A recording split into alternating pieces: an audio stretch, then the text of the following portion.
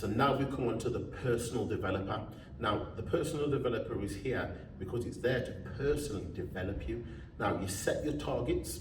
If you haven't already set them, then this is where you take the time to do so. Sleep targets, food targets, training targets. And then you rate it. Underneath that, you'll see your daily ratings. You rate it out of 10.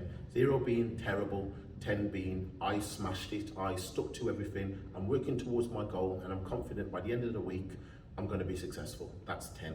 Yep. So you list your goal for the start of the week, and then again at the end of the week you can review it and see if you have worked towards it to the best of your ability. So if you're just ticking this off daily, you're constantly reminded of your goal. So in terms of sleep, I'll give you an example. Sleep, if you get 3 hours a day, or if you do get 8 hours a day, but it's in intervals of 2 hours, we are looking to improve that somehow. So then I can recommend things to put in place, whether it be switching your phone off a certain amount of time before bed, turn the TV off before bed, listening to yoga or peaceful tunes before bed, going through stretching before bed. There's so many different things that you can put in place to help towards this. I can help advise you on that, and then you can say, right, at the end of the week, did I do everything? Or did it just happen naturally? Am I now getting 8 hours sleep undisturbed, or 6 hours sleep undisturbed, or 5 hours sleep undisturbed? As you start to, on a daily basis, work towards that, you start to see, look at your goal at the start of the week, and you can then look at the end of the week and say, bam, I've done it. Same with like when, training related, it could be based on water.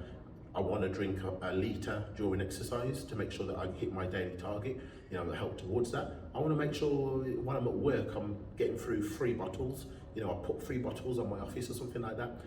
That's the target that you set that week. Did you work towards it? I don't know. That's what we have to find out. One day you did, one day you didn't. You had to rate 1, 0, 1, 8. And then again, training, again, it could be like going to the gym 3 times a day, 3 times a week, not 3 times a day. That's something I would do. But going to the gym 3 times a week, that's the goal that you set. If you missed a day, it's 0.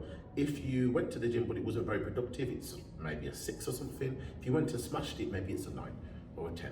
Yep. Again, it can be anything around training or anything. So the diet, it could be, just your overall water intake. It could be your actual diet. Did you stick to everything? Whatever your goal is that you've listed, it might be, I just want to make sure I get the lunch.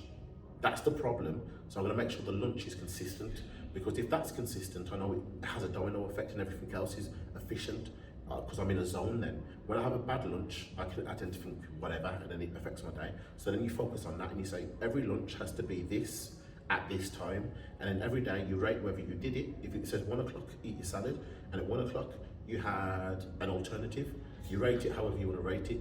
If you didn't have it at 1, you had it at 3 instead, you rate that however you want to rate that. So that's the key element with this.